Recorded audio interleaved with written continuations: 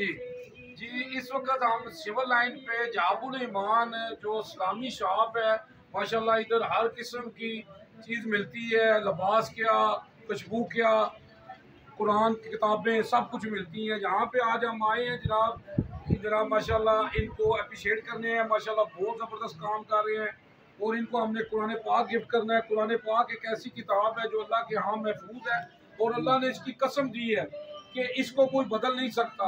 अगर इस पर हम अमल करें तो हमारी ज़िंदगी बदल सकती है। मैं क्या बयान करूँ रसूलुल्लाह सल्लल्लाहु अलैहि वसल्लम की शान में। अल्लाह ने सब कुछ नाज़िल कर दिया है कुरान में। अम्मा आयशा से किसी ने पूछा आप सल्लल्लाहु अलैहि वसल्लम की सीरत क्या है, तो अम्मा आयशा फरमाती हैं कुरान कुरान कुरान। आप सल्लल्लाहु अलैहि वसल्लम फरमाते हैं कुरान पढ़ा करो, कुरान पढ़ा करो, ये क़यामत के दिन तुम्हारी सिफारिश करेगा।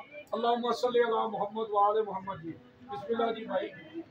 भाई आपको कुरान पाक गिफ्ट करना है। माशाल्लाह आपकी शॉप माशाल्लाह जेलम की सबसे खूबसूरत एक गुलदस्ता है। माशाल्लाह खुशबुएं और माशाल्लाह इस्लामी शॉप है। इधर आके मुझे बहुत खुशी हुई है कि माशाल्लाह बहुत ज़बरदस्त आप काम कर रहे हैं, बहुत अच्छे रेट दे रहे हैं, तो मैं आपको अप्रिशिएट करता हूँ। और कुरान पाक रमज़ान का महीना है जी, रमज़ान में कुरान उतरा है और रमज़ान में हम आपको कुरान पाक गिफ्ट कर रहे हैं।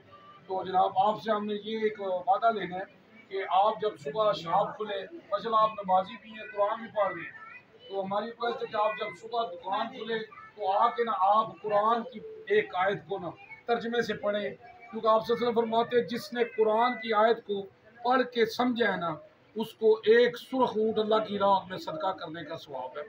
तो अल्लाह हमें सब को अमल करने की तौफीक दे। जज़ाकल्लाह जी। फी अमान अल्लाह जी। जावा जी।